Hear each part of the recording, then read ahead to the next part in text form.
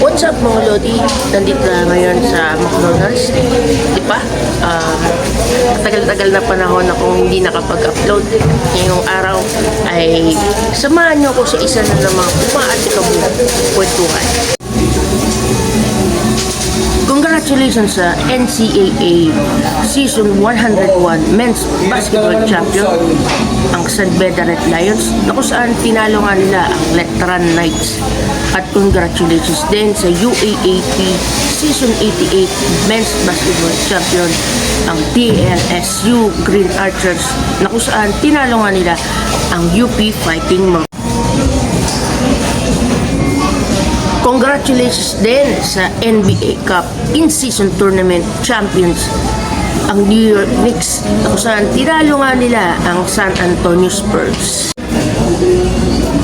Napakaganda nga mga Lodi ng ipinakita ng San Beda Red Lions sa kanilang naging laban kontra sa Letran Knights, na kung saan sa Letran ay nakita natin doon si Manilili.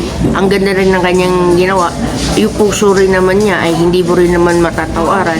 Pinya lang ay talagang panapanahon, at congratulations again sa San Beda, na kung saan doon nga naglalaro ang kanilang team captain, na kung saan ay maglalaro rin para sa favorite team ko na Magnolia Chicken Templados Hot Shots.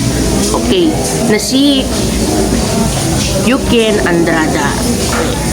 At proudly penyo ako kasi doon din naglalaro si Nigel Gonzalez. Talaga namang nakita rin natin what kind of a point guard is. Talagang binigay rin naman niya yung puso niya. Then sa UAAP naman, itong DLSU Green Archers, talagang kita rin naman natin ang kanilang ginawa. May mga nababasa tayo na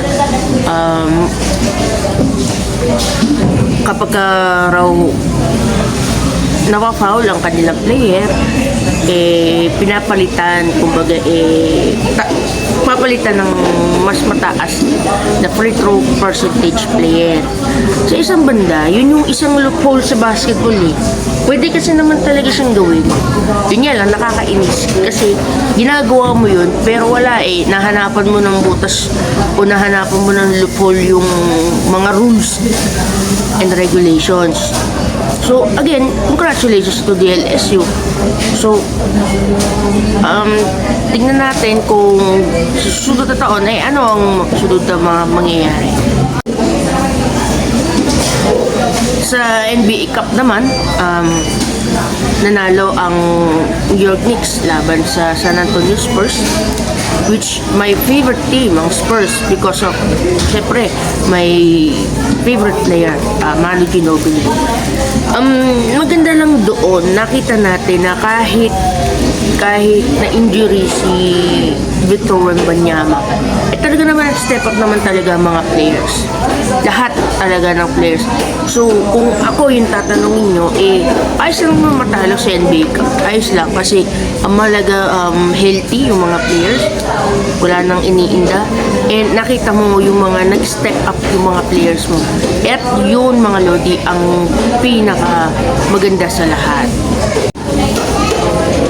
Ngayon naman mga Lodi, ang aabangan natin ay ang playoffs ng PBA Philippine Cup Season 50. Naku, abangan ninyo ha. Ano ba ang favorite teams nyo sa PBA? Ako, favorite team ko, syempre, Magnolia Chicken Templados Hot Shots. Yan ang aking team ngayon. Nabanggit ko kanina na si Yuken Andrada ng San Beda Red Lions ay maglalaro na para sa Magnolia Chicken Templados. Nakakalungkot nga lamang sapagkat na-injury si Paul Lee at si Jerome Lastimosa nung kanilang huling laban doon sa Bahrain. Laban naman sa Rain or Shine Last of Victors. Ngayon ay inactivate na rin ng Magnolia si L.A. Tenorio, kanilang head coach, upang pansamantalang pumalit kay Paul Lee.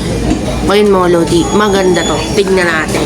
So, abangan ninyo at Biyernes, December 21 ay huling araw na ng elimination rounds at susunod na mga araw ay playoffs na. So, abangan ninyo yan mga Lodi. Kayo ba, sino bang teams ang gusto nyong manalo ngayong PBA season? Nagpunta nga ako mga Lodi sa SM nung isang araw at talagang nung nakita ko itong mga characters na ito na nakikita nyo ngayon, sabi ko sa sarili ko, aba teka, hindi pwedeng hindi ako magpapakuha ng larawan kasama sila. Iconic yan, iconic itong mga characters na to. Lahat sila talagang 90s